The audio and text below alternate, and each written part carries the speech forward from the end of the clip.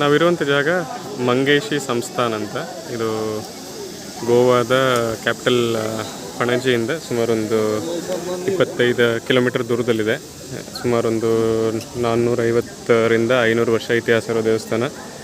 15th ಸೆಂಚುರಿಲಿ Portuguese ಗೋವಾನ ಆಳಕ್ಕೆ ಬಂದಾಗ ಹಿಂದುತ್ವನ ಅವ್ರಿಗೆ ಇಷ್ಟ ಆಗದಲ್ಲೇ ಎಲ್ಲ ಹಿಂದೂ ದೇವಸ್ಥಾನಗಳನ್ನ ನಾಶ ಮಾಡ್ಕೊಂಡು ಬರ್ತಾರಂತೆ. ಸೊ ಈ ದೇವಸ್ಥಾನನೂ ನಾಶ ಮಾಡಿರ್ತಾರೆ. ಆವಾಗ ಇಲ್ಲಿ ಲೋಕಲ್ ಹಿಂದೂ ರಾಜರು ಸೇರಿ ಮತ್ತು 1560 ಈ ದೇವಸ್ಥಾನ ಕಟ್ತಾರಂತೆ. ಮಂಗೇಶಿ ದೇವಸ್ಥಾನ ಅಂತ. ಈಶ್ವರ ಮತ್ತು ದೇವಿ ಇದ್ದಾರೆ. ಅಲ್ಲಿಂದ ಮರಾಠರು ಇದನ್ನು ಸೇವ್ ಮಾಡ್ಕೊಂಡು ಬರ್ತಾರಂತೆ. ಭಾಳ one of the most popular Hindu temples in Goa. ಕಾಲಭೈರವಂದು ವಿಗ್ರಹ ಇದೆ ಎಂಟ್ರೆನ್ಸಲ್ಲಿ. ಆಮೇಲೆ ಇಲ್ಲಿ ಸ್ತಂಭ ಇದೆ. ಇದು ಒಳಗಡೆ ದೇವಸ್ಥಾನ ಮಂಗೇಶಿ ಸಂಸ್ಥಾನ್.